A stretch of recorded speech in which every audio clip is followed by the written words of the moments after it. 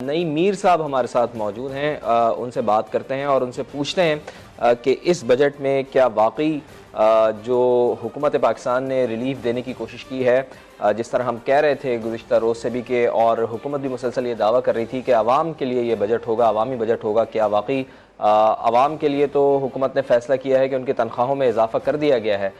लेकिन क्या मईशत के लिए ओवरऑल ये बजट कैसा होगा? तो नईम मीर साहब हमारे साथ मौजूद हैं। नईम मीर साहब, बहुत बहुत शुक्रिया आपके वक्त के लिए।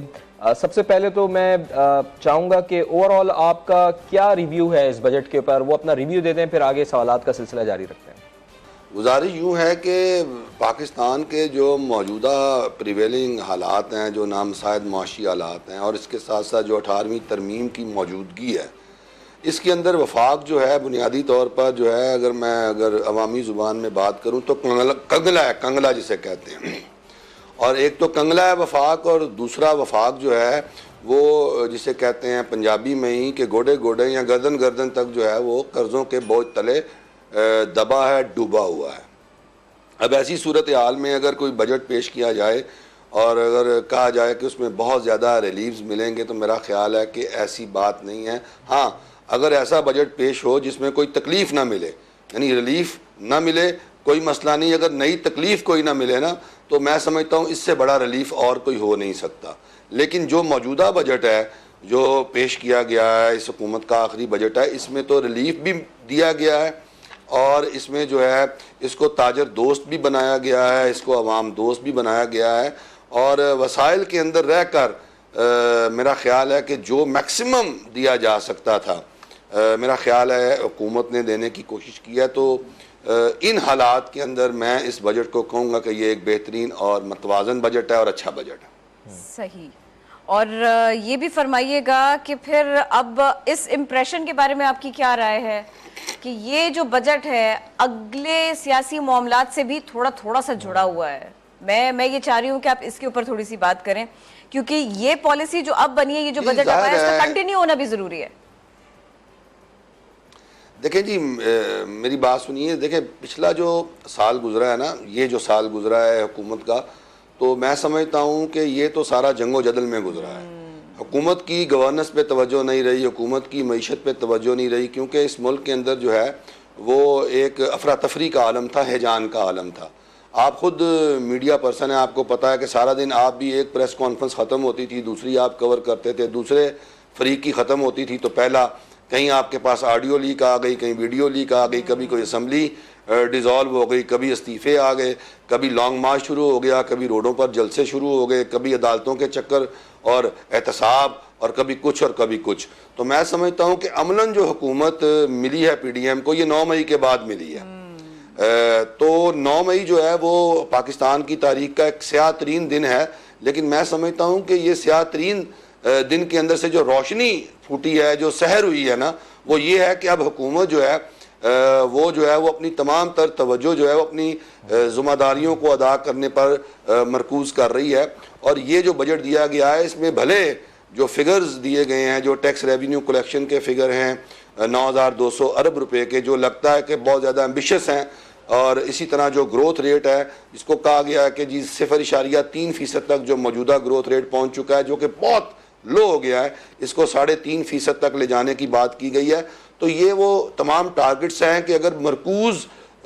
तरीके से और कंसंट्रेशन के साथ अगर गवर्नमेंट काम करेगी और मईशत पर जो है वो काम करेगी, तो ये तमाम अहदाफ जो हैं ये हासिल किए जा सकते हैं। ये महज एक सियासी नारा नहीं है। अगर इसको कहा जाए, बिल्कुल सियासी बजट होते हैं, होने चाहिए, और हुकूमतें जो हैं वो अपने आखिरी साल में जब उन्होंने इलेक्शन ईयर होता है और उन्होंने इलेक्शन पे जाना होता है, तो वो सियासी बजट ज़रूर देती हैं। लेकिन मैं इसको समझता हूँ कि ये सियासी ही बजट सिर्फ नहीं है, बल्कि ये रियलिस्टिक मैनर में इसको जो है ना ये इम्प्लीमेंट किया जा सकता है, अगर हुकूमत जो है उसको सियासी इस्तेहकाम हासिल हो, और ये अफरा तफरी जो है जिसको काबू कर लिया गया है, अगर ये काबू में रहे। जी हाँ, बिल्कुल, सियासी इस्तेहकाम तो बहुत ज़रूरी है, चूँकि और अगर सियासी इस्तेहकाम होगा तो मईशत भी हमारी फले फूलेगी। राशिद सिद्दीकी साहब भी हमारे साथ मौजूद हैं, सनतकार।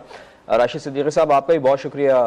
ट्रांसमिशन में ज्वाइन करने के लिए। आप लोगों के लिए, यानी सनती शोबे के लिए, इस दफ़ा कोई नया टैक्स हुकूमत ने नहीं लगाया है, क्या वाकई ये इलेक्शन बजट है या नहीं है? और क्या वाकई ये तरक्याती बजट है, यानी इसको तरक्की का बजट कहा जा सकता है जिस तरह से हुकूमत दावा कर रही है? देखिए, तरक्की का बजट तो कहना शायद कबल वक्त होगा, लेकिन एक बात तो ये तय है कि इन हालात में, मतलब ये बजट अच्छा बजट है और इन हालात में ये बजट बहुत अच्छा बजट है। अच्छा, एक बात और भी है कि देखें, सनतों के लिए 3 चीज़ें बहुत अहम हैं जो सनतों को जो डैमेज कर रही हैं और जिसकी वजह से सनतकार बहुत ज़्यादा परेशान हैं। उनमें 3 चीज़ें थी। एक ये कि डेली सुबह जब हम उठते थे तो डॉलर की जो सर्टेनिटी थी वो तकरीबन ख़त्म हो चुकी थी। सही। नंबर 2, जो सूद है वो एक सनतों को बहुत ज़्यादा डैमेज करता है, क्योंकि जितनी तेज़ी से सूद बढ़ता चले जा रहा है वो एक डैमेज करता है। और नंबर 3 जो है वो एक इलेक्ट्रिक का जो बिल है वो सनतों को डैमेज करता है। आने वाले वक्तों के लिए पाकिस्तान के लिए मैं हमेशा एक बात कहता हूँ कि industrialisation revolution is the only solution for the good economic and उसके लिए इस बजट में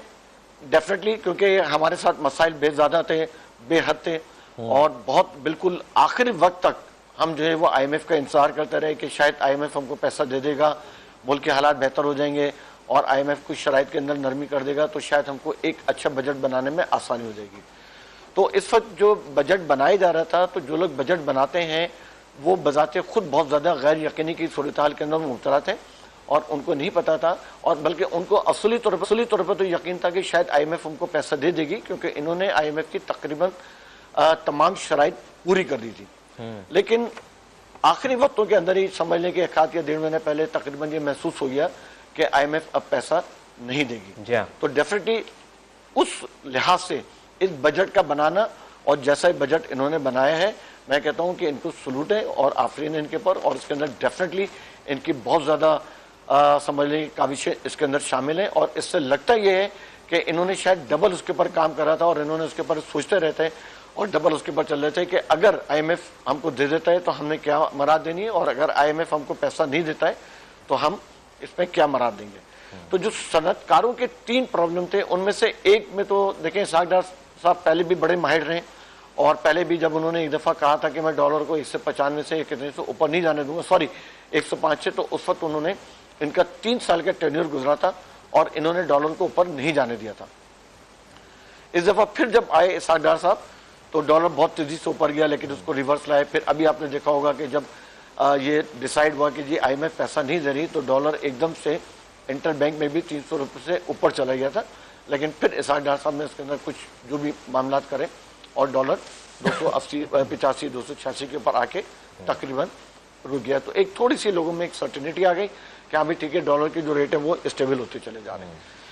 दूसरा, इस बजट में जो सनतकारों के लिए दिया गया है वो दिया गया है सोलर के ऊपर से जो उन्होंने ड्यूटी कम कर दी, सोलर पैनल के ऊपर से उन्होंने ड्यूटी कम कर दी, और सोलर के जितने इक्विपमेंट ये मंगाएंगे तो उसके ऊपर से जब ड्यूटी कम करेंगे तो डेफिनेटली उससे भी एक बहुत ज़्यादा फायदा होगा। लेकिन यहाँ पर मैं गवर्नमेंट से एक और रिक्वेस्ट भी करता हूँ कि उनको इससे पहले जब उन्होंने सोलर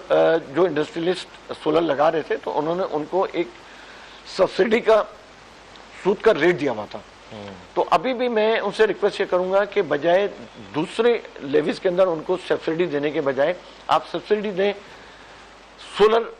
इंस्टॉल करने के बाद, तो उससे गवर्नमेंट को डबल ट्रिपल फायदा ये होगा कि एक तो जितनी इंडस्ट्रीज के अंदर सोलर लगते जाएंगे तो आपकी जो पेट्रोल की इंपोर्ट है वो उतनी ज़्यादा कम होती रहेगी, और जब पेट्रोल की आपकी वो कम होगी